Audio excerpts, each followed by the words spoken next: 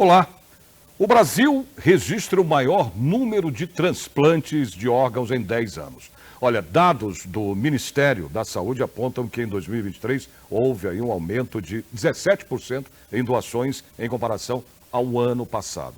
Aqui em nossos estúdios eu recebo, para a gente conversar, bater um papo sobre transplante, sobre medula óssea, a doutora Adriana Seber, que é oncohematologista e também diretora da Associação de Medula Óssea de São Paulo.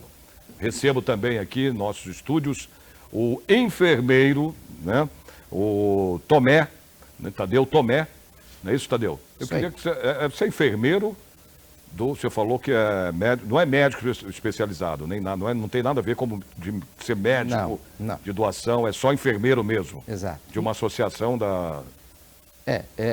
As atividades que a gente tem desenvolvido foi em relação à gestão de programas de transplante de órgãos. Ah, tá. E eu sou membro sócio do departamento da Associação Brasileira de Transplante de Órgãos. Uhum.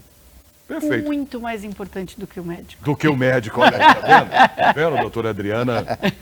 Doutora? E eu quero que a senhora queria que a senhora já abrisse aqui o programa falando sobre, né, o transplante de medula óssea. Como é que é? O que é? Então, o transplante de medula óssea é um procedimento que é clínico, não é cirúrgico, em que uma pessoa que tem câncer ou tem algum problema na produção do sangue, faz um tratamento para destruir as suas próprias células, sua própria fábrica do sangue, e recebe, em geral, de um doador, que chama transplante halogênico, uma medula óssea saudável. A medula óssea, ela mora dentro de todos os ossos do nosso corpo. E diferente do órgão sólido, ela é coletada com agulha e seringa, com anestesia, com agulha e seringa no centro cirúrgico do osso da bacia. Esse osso é filtrado, esse sangue que vem do osso é filtrado e é colocado na veia do paciente que vai receber. Então, não é bem diferente do transplante de órgão sólido, em que se pega o rim de uma pessoa e coloca na outra. E tem que ser feito, no caso, falamos nos bastidores aqui, tem que ser feito com o órgão, com a pessoa viva. Viva, isso, o diferente doador. Isso mesmo. Do órgão transplantado em relação a... Isso você pode mesmo. transplantar em pessoas que não Com tem morte mais... cerebral. Com morte cerebral, enfim. Então é diferente. Então esse órgão você tem que... a pessoa tem que estar viva. Isso mesmo. E existe transplante dentro da família, por pessoas que têm o mesmo tipo de medula ou só metade igual. E existe, quando a gente fala muito de doador voluntário, que é o registro de doadores voluntários de medula óssea, o REDOME, que é muito importante para os nossos pacientes, é uma excelente opção de transplante, só que tem que lembrar que as pessoas se cadastram e é um banco de dados. E uma vez que um paciente tem a mesma tipagem de medula, aí essa pessoa é chamada. E os melhores resultados do transplante são quando o doador é jovem, então quanto mais jovem, melhor. Homens têm um resultado melhor do que mulheres na doação. Quando chega nos 40, 50, a gente não quer muito, não. Então, o que a gente quer é realmente jovem a partir dos 18. E é muito importante que os registros tenham predominantemente pessoas brancas. Então, como nosso tipo de medula, que chama HLA, depende de aonde a gente veio do mundo, da ascendência, é muito importante que se registrem pessoas como voluntários que são homens, jovens e não brancos, porque branco tem muito já. Então, a gente precisa, para beneficiar a nossa população brasileira, de não brancos. E quem já se registrou como doador precisa atualizar seu cadastro, porque muitas vezes eu tenho criança que precisa de transplante, a gente encontra... Então tem a ver com a etnia da pessoa? Pois é, tem a ver, tem a ver. Olha... É muito diferente. Vivendo e aprendendo, eu não sabia. As pessoas não sabem, e não sabem também que quanto mais novo, melhor. E as pessoas precisam atualizar seu registro. Muitas vezes a gente sabe que alguém tem um doador exatamente igual, só que quem consegue achar, porque celular muda, e-mail muda, então quando as pessoas mudam e já estão cadastradas como doadores, muito importante que atualizem seu cadastro. E quem não pode doar medula, lembrar que doação de sangue é tão ou mais importante do que doar medula. em todos os transplantes de órgão e transplante de medula, precisa muito de sangue e de plaqueta. A doação de plaqueta é um procedimento que chama aférese, é muito parecido com o que a gente faz no transplante. Então, a gente precisa, principalmente antes de feriado, antes do carnaval, quando as pessoas estão saindo de férias, que é quando mais tem acidente e se precisa muito, muito de sangue. E na situação, no termos da compatibilidade, tem que ser necessariamente compatível ou pode ser parcialmente compatível? Como é que... A medula pode ser parcialmente compatível, mas tem centenas de tipos de medula, por isso que precisa de tantos voluntários, para a gente ter uma amostra grande dos tipos de medula, os tipos de HLA. Sangue só tem o A, B e O, e é positivo e negativo. Sim. E a tipagem de sangue é importante para o órgão sólido, mas não importa na medula. Então, quando a gente transplanta a medula, a gente transplanta a fábrica do sangue. E se você for B e eu A e você me der sua medula, eu vou virar B também. Porque eu vou produzir sangue da tipagem do doador. Então, é muito legal. Olha, né, Tom? Interessante. Coisa impressionante o que é, né, a natureza, o que é a forma... Mano, é um troço esplêndido. Eu acho que não tem máquina mais perfeita do que o ser humano. Né? Tenho que concordar. Não é isso? É isso Doutora mesmo. Adriana? Impressionante.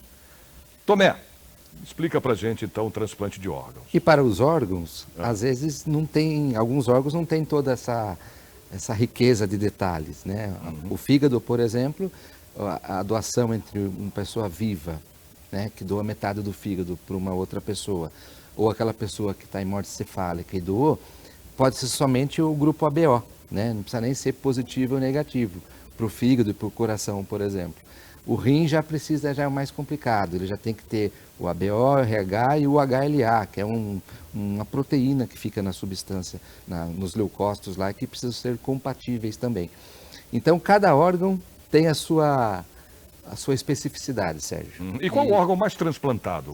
É o rim. Ele é menos sensível à questão das intempéries aí do indivíduo em morte cefálica, ele é mais resistente, vamos dizer assim. Ele é um órgão que é duplo, então um doador pode ajudar 2 receptores, né?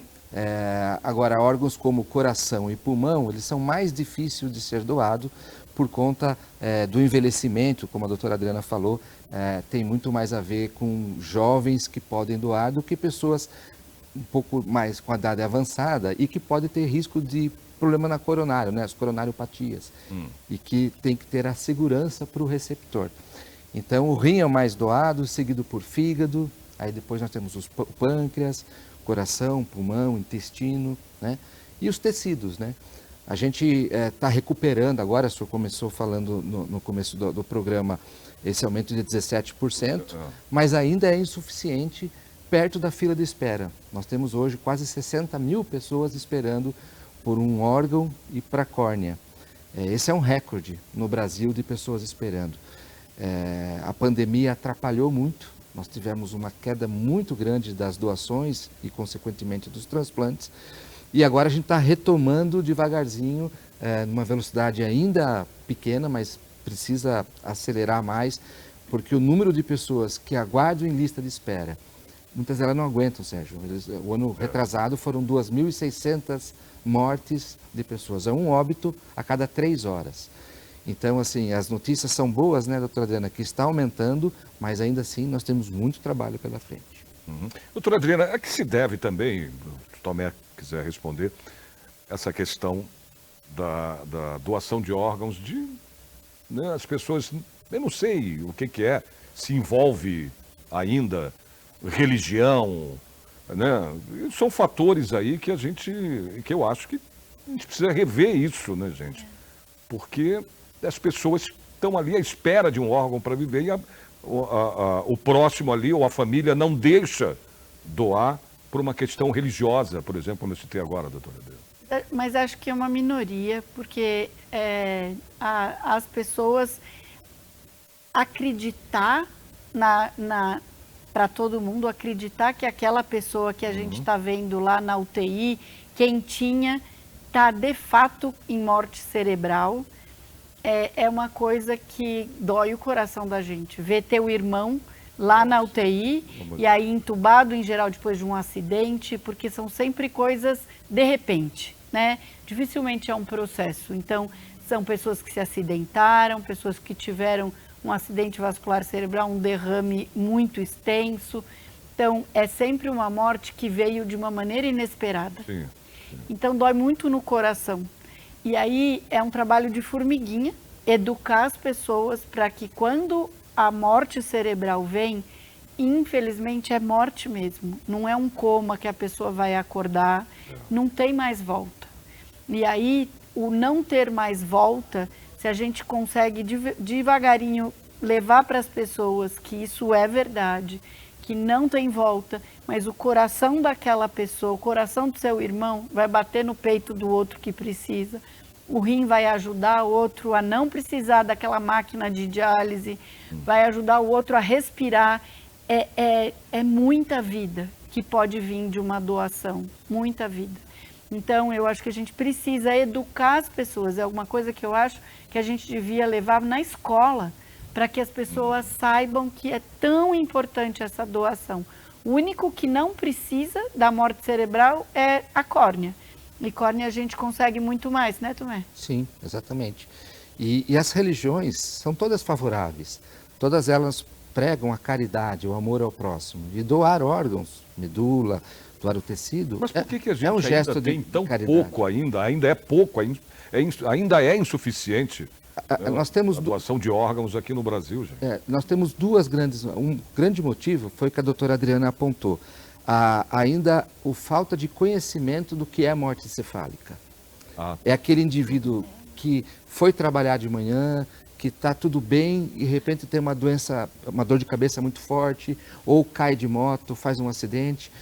Aliás, um detalhe importante, Sérgio, que a maioria das mortes encefálicas no país não são de acidentes, de traumas, são de pessoas que têm pressão alta e que não se cuidam direito. Então, eles fazem o derrame, né? O acidente vascular cerebral hemorrágico. Então, 53%, 54% das mortes cefálicas são por conta de um descuido da pessoa, né?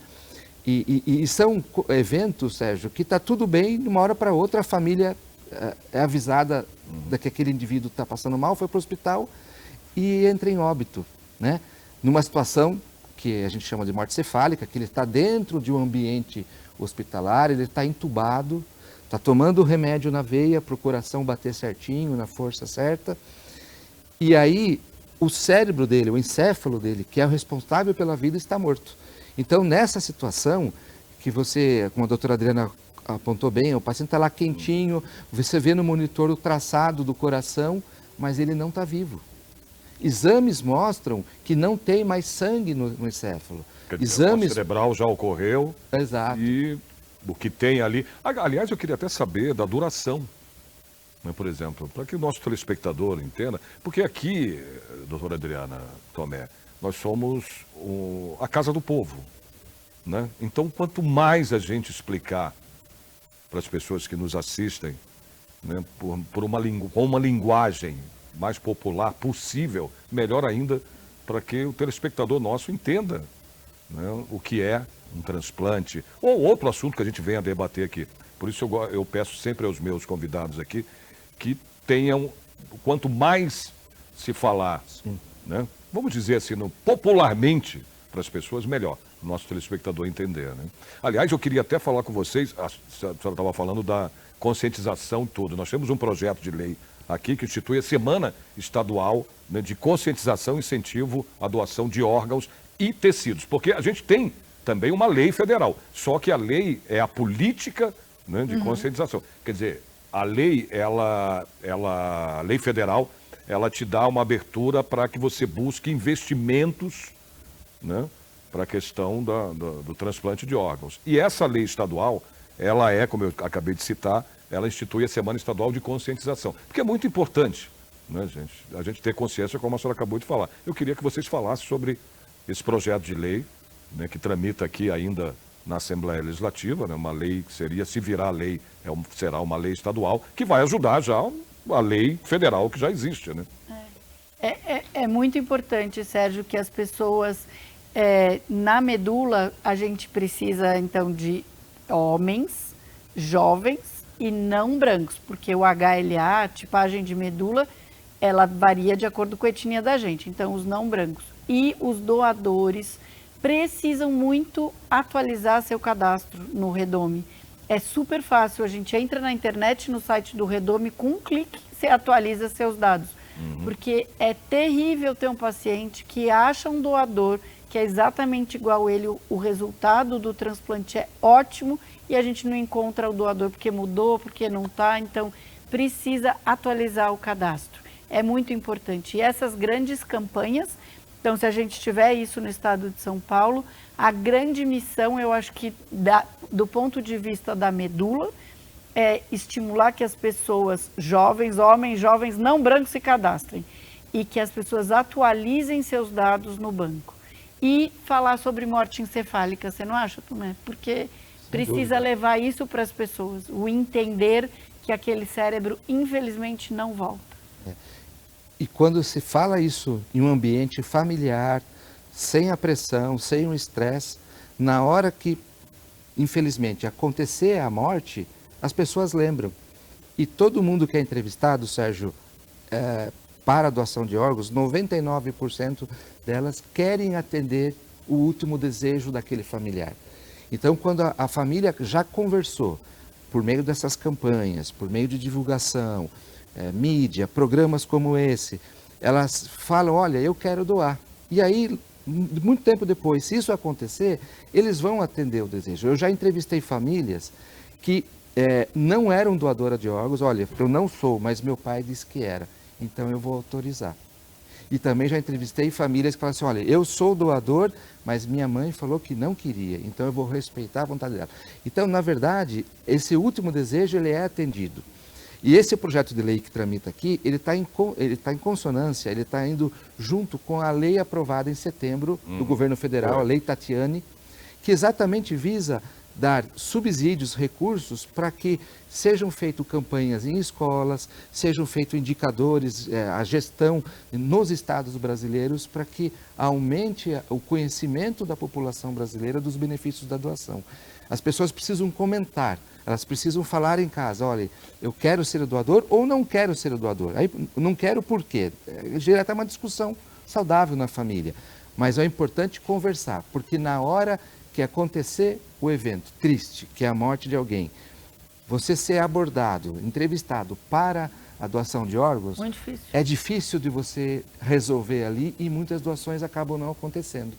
Né? Por isso, pelo desconhecimento da morte cefálica, desconhecimento do desejo daquele familiar, por isso que esclarecimentos como esse é fundamental para a gente aumentar a doação e os transplantes. Mas se fala, por exemplo, a doutora Adriana e Tomé, em se cadastrar, a senhora estava falando do cadastramento, tudo. Agora, se a pessoa não se cadastrou, não tem nada, nunca fez nada, morreu, porque antigamente você tinha o negócio da carteirinha, né, de doador, se você tivesse E carteirinha. foi ruim. Não é? Então a coisa evoluiu, tudo, a gente sabe disso. Mas se a pessoa não tiver cadastrada tudo e a família resolver, né, doar, pode ou não? Tem que ser com autorização? Não tem? Pode. Não tem problema? Pode, não. Se um paciente que tem morte cerebral, se independente... E a família resolver, independentemente de estar cadastrada, a pessoa está cadastrada? Pode sim, pode. É que, acho que o que tu está falando é que quando a gente conversa isso em família, conversa de jantar, daqueles de pai, mãe, filho na mesa, sem ter pressão, sem ter ninguém, só porque está assistindo o nosso programa. Falou assim, nossa, se você tiver morte cerebral, o que você acha? Vamos doar órgão? A gente doa para ajudar outras pessoas? E o ter ouvido isso em casa ajuda muito. E levar para o nosso telespectador também, que precisa muito de doação de sangue. E o sangue não é para ser doado só quando tem campanha, quando tem alguém que você conhece que precisa. A gente precisa muito de pessoas saudáveis que vão lá a cada 3 meses, cada 4 meses, doar sangue para quem precisar. E isso principalmente antes de feriado, férias, carnaval, muito importante, porque todos os nossos transplantados de medula, os de órgão sólido, precisam de transfusão.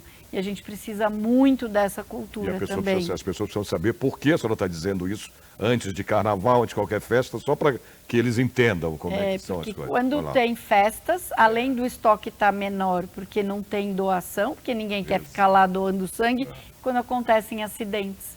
Então, um acidentado usa muito sangue e a gente precisa muito. Todo São épocas transplantado que precisa. ocorrem mesmo, realmente, são os acidentes, né? É, Carnaval, final de ano, férias, como é que é? Ano novo, essas coisas. Esse álcool danado que vai para a cabeça e a pessoa dirige e tem acidente. Está diminuindo, é muito bom que está diminuindo, mas ainda tem. Então precisa muito. Nós temos muito mais riscos, né, de precisar de sangue, precisar de um transplante, do que ser um doador. Então a gente tem que pensar bem nessa posição, porque pode ser nós, alguém da nossa família, né, Sérgio, que precise. E os estoques de sangue, eu fico impressionado, sabe, que muitas vezes, né, você vê matérias na televisão, a Geladeira pessoa abre a vazia. geladeira vazia. Sim. A doutora Adriana, eu fico, meu Deus, né? Mas o povo brasileiro é muito solidário, a gente sabe disso. Muito. Não é? Eu acho que no mundo inteiro, o brasileiro, acho que é o mais Maravilhoso. solidário em relação. Ele, né, ao próximo, ele está ali para ajudar, se ele puder. Ainda somos muito assim. Né? Mas isso me dói quando eu vejo uma geladeira abrindo ali no posto de Que a gente de vê. saúde de sangue. Por isso que esses programas, o programa que a gente está fazendo para vocês é tão importante. Porque a gente só pensa nisso quando é cutucado, né? Graças a Deus não é por alguém doente na família, mas ouvindo a gente na televisão, talvez alguém tome a iniciativa de marcar lá na agenda, cada 3, 4 meses, vou doar sangue para ajudar quem quer que precise. Pode ir perto de casa, não precisa ir em nenhum grande centro, mas ajuda muito. Quais são os tipos de transplante, doutora Adriana, de medula óssea? Então, medula tem 2 grandes tipos, da pessoa para pessoa mesmo, chama autólogo, e de outra pessoa, que chama halogênico. E esse halogênico pode ser um irmão que tem o mesmo tipo de medula, ou alguém que não é parente, que é o doador voluntário de medula óssea. E é esse que a gente está falando, que precisa tanto dos nossos homens jovens não brancos. Ó, eu vou até depois voltar com o Tomé, depois do intervalo, mas a gente vai dar uma paradinha para fazer esse intervalo. E olha, daqui a pouco nós voltamos para falar mais sobre esse programa que a gente está apresentando aqui de transplante de órgãos. Voltamos já.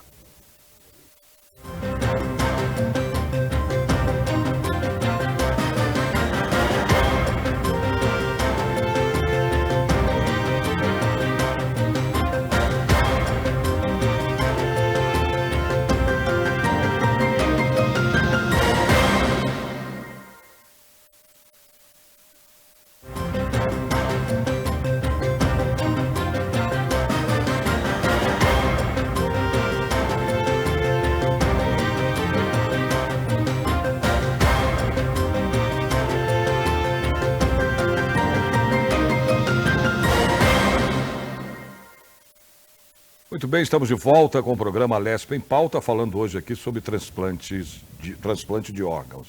Eu quero me dirigir aqui ao Tomé, o Tomé, para falar. Queria saber dessa questão da fila única, Tomé, de transplantes. Essa é uma coisa muito interessante e que o Brasil encara como um troféu, né?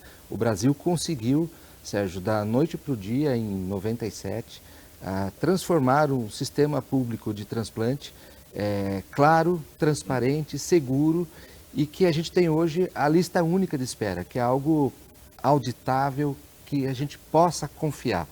Então, todo paciente que precisa de um transplante de órgãos, ele é inserido dentro de um cadastro, numa central de transplantes, que é controlada pelas secretarias de saúde. Então, não tem intervenção de médico, não importa a fonte pagadora, se um transplante vai ser pelo SUS, por um convênio ou particular. Essa fila, ela é única, ela é controlada por um software de um computador. E o interessante é que o Ministério Público está dentro das centrais de transplante. Então, todo o transplante que acontece de órgão acaba tendo uma auditoria do Ministério Público. Isso faz com que a gente tenha tranquilidade de saber que quando você doa o órgão, esse órgão não tem perigo, como às vezes a gente escuta, né, de ir para fulano, ciclano, que vai alguém que tem dinheiro, que não tem. Isso não tem perigo, porque o órgão ele é controlado pelo Estado, no caso de São Paulo ou qualquer outro Estado que faça transplante. E o Ministério Público está dentro auditando, né? Então, essa organização transparente, rastreável, faz com que a gente tenha um dos maiores programas públicos seguros de transplante. E falando do sistema público, o Brasil ele é o maior programa público do mundo. Mais de 90% dos transplantes, aí eu queria até ouvir da doutora Adriana, se de medula, mas de órgãos e tecidos, são financiados pelo nosso SUS. Então a gente sabe que o SUS tem muitas dificuldades, alguns lugares estão sucateados, alguns hospitais, mas a gente tem que exaltar, tem que enaltecer o nosso Sistema Único de Saúde, que muitos hospitais são responsáveis pela grande maioria dos transplantes e que financia até depois que o paciente transplanta os medicamentos imunossupressores por toda a vida. Os Estados Unidos, por exemplo, Sérgio, tem, a pessoa não tem esse sistema público não existe, como é a gente. Não tem, não, imagina. E aqui Imagina, tanto faz. Fala muito disso aqui. E aqui tanto faz, se você é milionário ou se você é um paciente que não tem condições financeiras, a lista vai ser respeitada. Ela vai ser, o paciente entrou na lista, vai ser respeitado, o paciente que é o maior interessado, através da internet, a grande maioria das pessoas hoje tem internet, né? A gente sabe que nem todo mundo, mas pode auditar e controlar o andar da fila. Isso é muito bonito, isso nos enche de orgulho. Aliás, antes de passar a palavra à doutora Adriana, eu quero dar até um exemplo aqui, gente. Nós tivemos aí um colega nosso, né, de profissão, Fausto Silva, Faustão, porque muita gente até ficou, mas é porque ele é rico, milionário.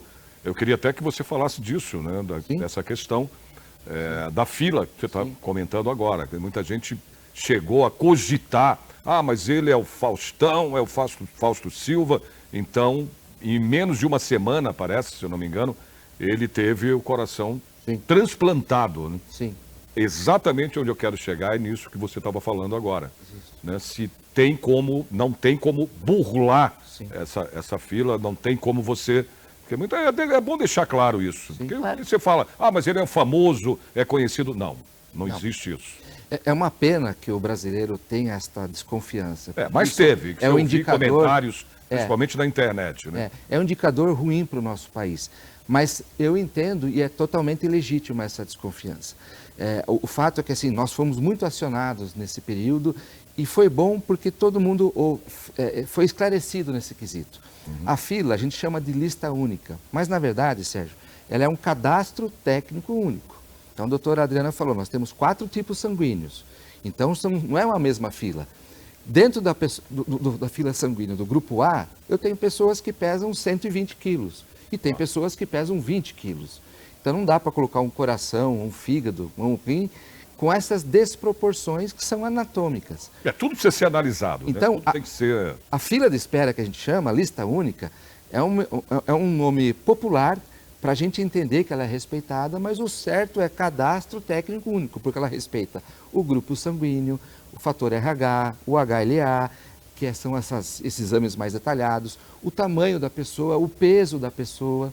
Então, são situações que mais de 1/3 dos transplantes no Brasil de coração foram feitos antes de 30 dias. Na mesma semana que o Fausto Silva operou no hospital, teve outro transplante de uma pessoa também que estava há pouco tempo do Nordeste pelo SUS. É que quando é uma personagem, né, um paciente Mas por que eu conhecido, falo isso? as pessoas... Tomé, porque o Diego pensa assim, mas ele é o Faustão. Agora, o Joaquim ali está esperando um transplante há 1 ano, 2 anos, 3, 4, 5, sei lá. Pois é.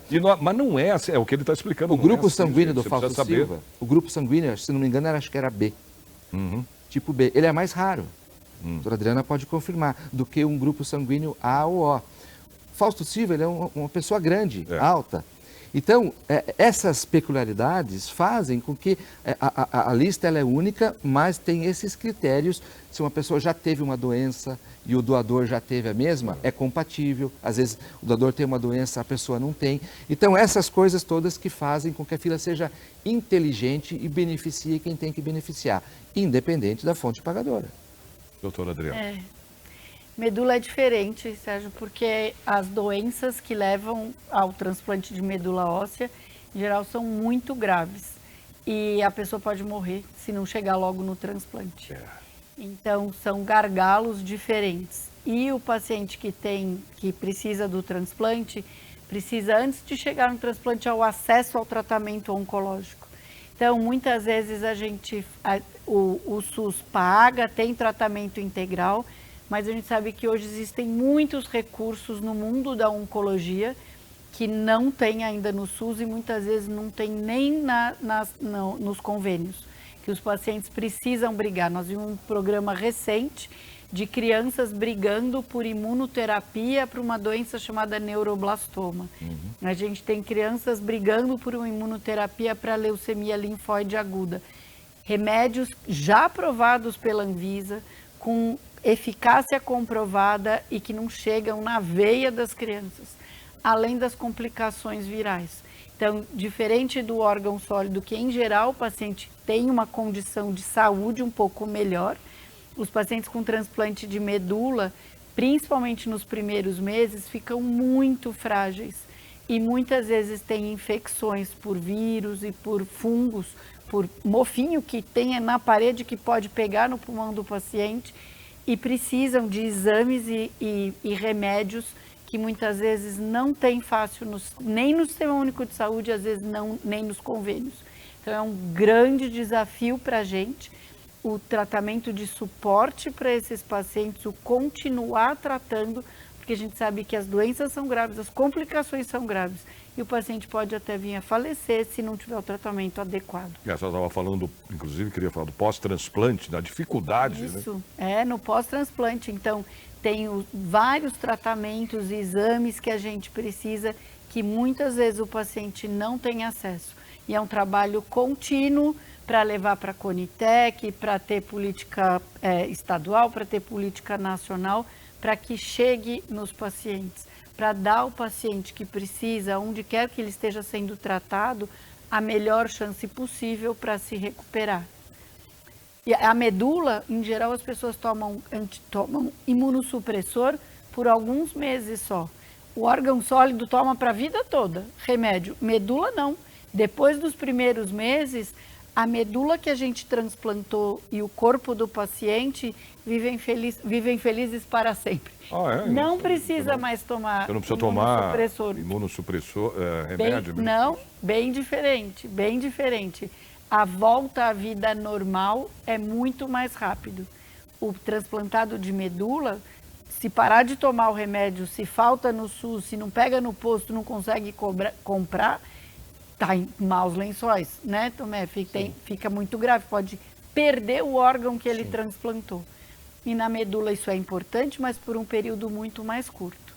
Entretanto, nesse período curto, as complicações são bem mais importantes do que no transplante de órgão sólido. É diferente. Então, o transplante de órgãos sólidos a pessoa precisa tomar para o resto da vida. Só córnea aqui não, né, Tomé? Córnea não precisa. Córnea não, mas o resto... A córnea não? Não. Porque ela é um tecido que não tem vascularização. Né? Não vai veia. Não vai veia, a córnea. Mas os outros sim.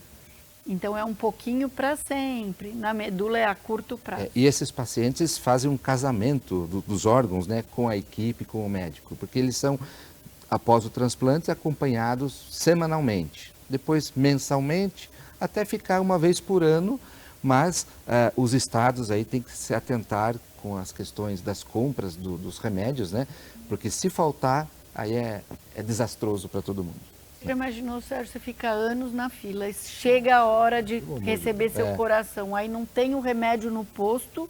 Aconteceu isso uns 2 anos atrás, aí não tem o remédio no posto e você perde um coração transplantado porque não tinha um remédio. Por causa de um remédio. Por causa de um remédio. Não pode. Cada licitação, por conta de alguma questão burocrática. Não pode. É ruim. Não pode. Gente, isso é Não brincadeira. pode. Isso não pode não pode. No Isso é uma luta de uma vida perdida por causa de um remédio que é um centésimo do preço e do custo de uma cirurgia como Nossa. Então é muito sério, a gente não pode deixar isso acontecer, nem em São Paulo, nem em nenhum outro estado. Quais são os riscos, Tomé, de um transplante de órgãos? O paciente, Sérgio, que precisa de um transplante, ele é aquele paciente que tem uma doença num órgão, coração, rim, fígado, pâncreas, Que pulmão, seja. Uhum.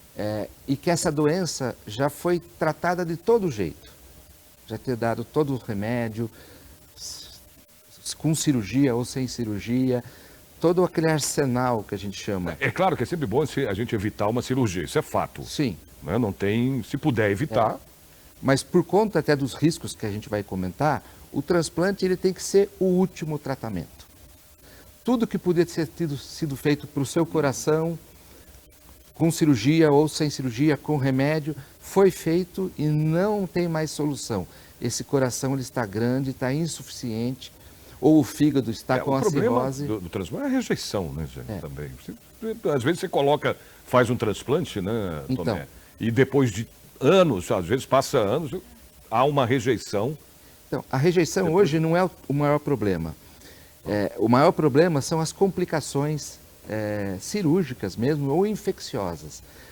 A rejeição lá atrás era o maior problema porque a gente não tinha a medicina, né? As indústrias farmacêuticas não tinham conseguido encontrar um remédio que fosse eficiente, a ponto de não rejeitar o órgão e sem causar doenças oportunistas, porque o sistema imunológico ele tem uma queda. Então esse equilíbrio, então a rejeição hoje, os pacientes até rejeitam um pouco o que é saudável, o que é bom, significa que o corpo está reagindo, mas com ajustes dos remédios eles são sanados os problemas. O maior risco desse paciente, que eu estava falando no início, é que para trocar esse órgão, o primeiro risco é de conseguir entrar numa fila de transplante, conseguir achar um serviço que faça transplante, porque nem todos os estados têm todos os transplantes. Os transplantes estão acumulados nos estados que estão à beira-mar, né? Os litorâneos. Então, região do centro-oeste e norte do país, existem poucos serviços de transplante de órgãos. As pessoas têm que viajar e é difícil, né? Então, o primeiro risco é de não conseguir encontrar um serviço. O segundo risco é você conseguir ser colocado na lista de espera e esperar por um órgão, porque vários pacientes acabam morrendo na fila sem ter a oportunidade de transplantar. Depois que transplanta, é o terceiro risco que ele tem de não ter essas complicações e ter uma vida próxima do normal, né? Então, são vários riscos durante a etapa do transplante que por isso que a gente fala, Sérgio, que para fazer o transplante você tem que ter uma equipe de trabalho que a gente chama de multidisciplinar. Não é só o médico, não é só o enfermeiro. Tem que ter o assistente social para cuidar dessa logística, dessa dinâmica. Sem serviço social, você não faz transplante, o assistente social. Sem o psicólogo, porque se um paciente, como a doutora Adriana falou, olha o recurso e o investimento que tem, e esse paciente não vai aderir ao tratamento, ele não vai tomar o remédio certo. Então, o psicólogo tem que avaliar muito bem a questão da maturidade dessa pessoa, da família, para que seja feito o transplante. Nós temos o fisioterapeuta, o fono, então são várias especialidades médicas e não médicas que tem que formar um grupo para esse grupo tratar o indivíduo e sua família.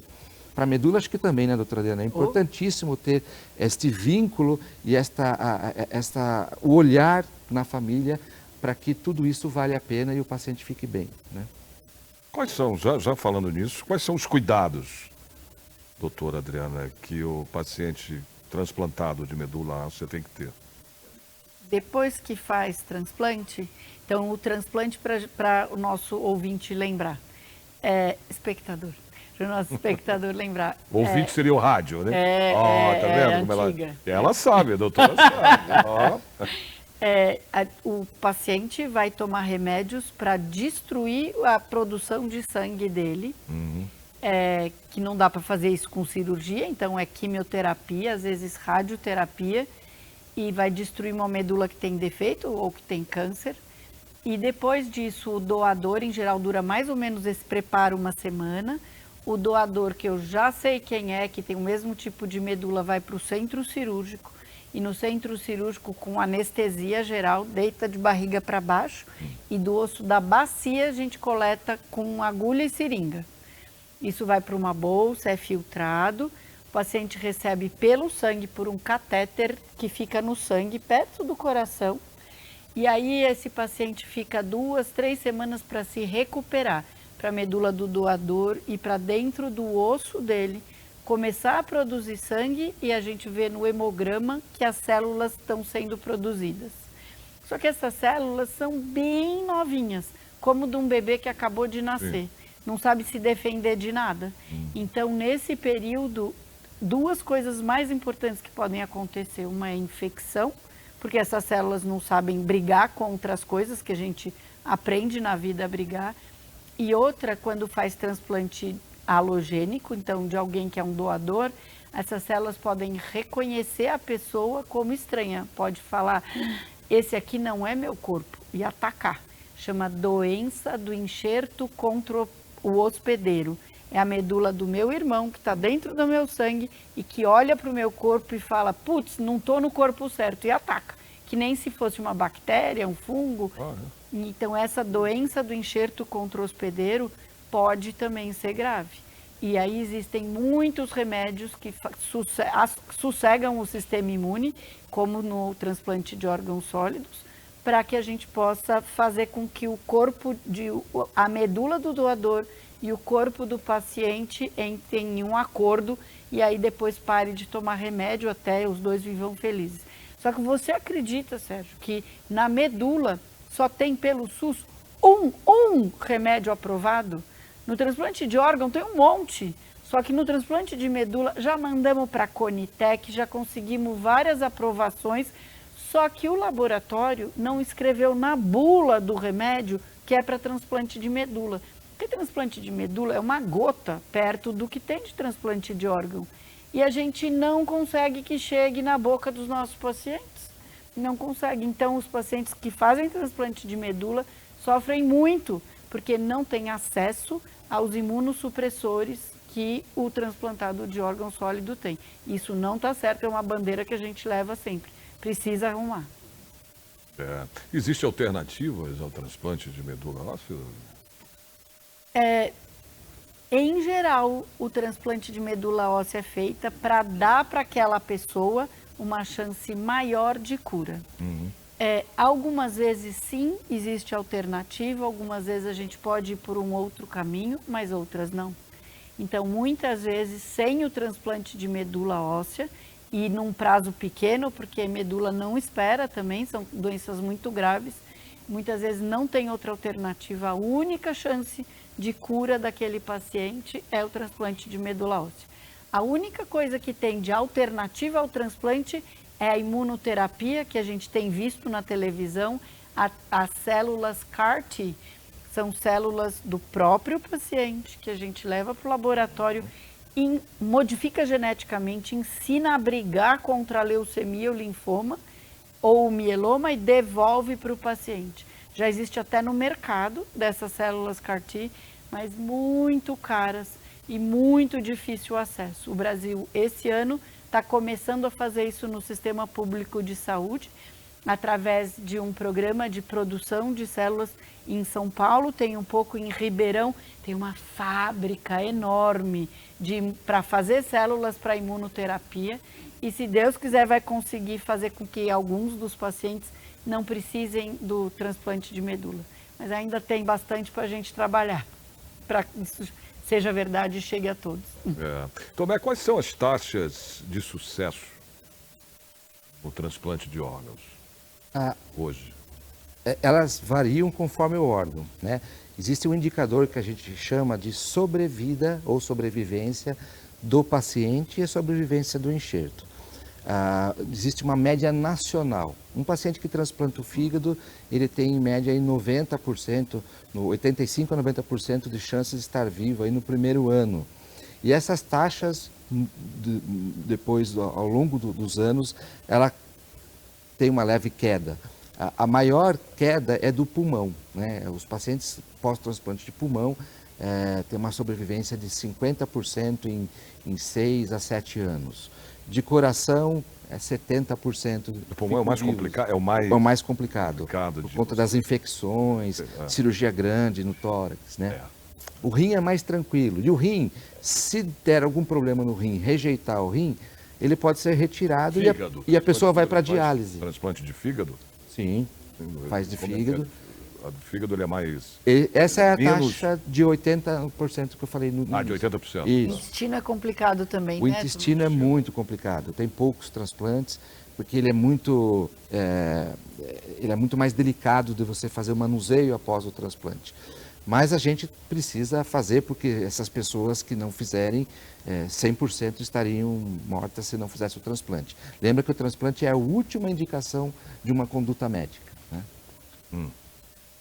E além disso, nós temos também os transplantes intervivos, né, nos órgãos, Era isso que eu ia falar, eu te perguntar, inclusive... Que nem a medula. que nem a medula, né? Não são todos os órgãos, né? Podem ser, que esses pode, transplantes podem obviamente. ser feitos, né, com uma pessoa viva, né? Exatamente, são aquelas que têm, ou que o órgão possa ser retirado, que não sofra mais dano do que o normal por um doador vivo, né? Então você pode doar um rim, né? Desde que você seja saudável, aquele rim, você não tem uma hipertensão, não tem uma diabetes, então aquele rim, porque aí eu posso aumentar a chance da pessoa que doou ter a insuficiência renal, ter uma pressão alta. O fígado pode ser doado, é muito comum. Eu coordeno um programa de transplante do Sírio-Libanês e nossa grande especialidade lá é o transplante de fígado pediátrico. E 95% desses são o pai e a mãe que doa uma parte do fígado para Pedaço. para a criança. Gente, a Muito gente legal. fala... Nossa, a tecnologia é uma coisa, né? A evolução da medicina é fantástica. Exatamente. A gente também acha. Olha, infelizmente a gente está chegando aqui ao final do programa, Tomé, doutora Adriana. Eu queria que vocês deixassem aí né? Ó, eu quero deixar Tá. 2 recados. Tá, pra tá quem bom, nos vamos ouve. lá. Número 1, se você já se cadastrou no Redome, no Registro de Doadores Voluntários de Medula Óssea, por favor, atualize suas informações. Faça com que, se alguém precisar de você, te encontre. Esse é o primeiro. E o segundo é doe sangue. Põe na agenda, nem vai fazer outra coisa. Levanta, vai para a tua agenda e vai doar sangue para quem precisar. A gente precisa muito de doadores no sangue no país. Vocês vão estar ajudando todo mundo. Quem precisa de medula, quem precisa de órgão sólido, vão estar ajudando quem sofre acidente, todo mundo. Muito obrigada. É isso aí. Olha, a gente não dói nada, doar sangue. É tão fácil e você está aí salvando uma vida, salvando o seu próximo. Doutor Tomé. Um aviso só, né? Se você quer ser doador de órgãos, converse com a família. Esquece carteirinha, esquece documento, isso não vale mais. Para ser doador de órgãos, alguém em vida precisa autorizar. Então, converse em casa, tire suas dúvidas, procurem a Central de Transplantes se tiver dúvidas. A Associação Brasileira de Transplante de Órgãos também pode ajudar a esclarecer as dúvidas. E o recado é esse, Sérgio, converse em casa e salve vidas. Eu te falei agora aqui, doutor Tomé, mas pelo hábito aqui, Sim. mas o Tomé é farmacêutico e é mais que um médico, como disse É enfermeiro, doutora Adriana. Sérgio. É enfermeiro? É mais que o médico, É como disse a muito Adriana. importante, Pois muito importante. Claro, e sabe, além de saber tudo, é o cara que cuida Isso realmente do paciente. Isso mesmo. Parabéns pelo seu trabalho, Obrigado. viu, Tomé? Doutora, muito obrigado Muito obrigada. também pela sua presença. Estamos à disposição. Nossa. Estamos juntos, o que precisar. Também o que precisar aqui da nossa Casa Muito de Leis, obrigada. do nosso parlamento, é só vir a nós. Muito que, obrigada. né? A gente está aqui para ajudar, como diz, a Casa do Povo. É isso aí. Obrigado pela participação de vocês. Muito obrigado. muito obrigada por terem prestado atenção no nosso programa. Isso. Ok. Gente, o Alesp em Pauta de hoje termina aqui. Espero vocês no próximo programa. Até.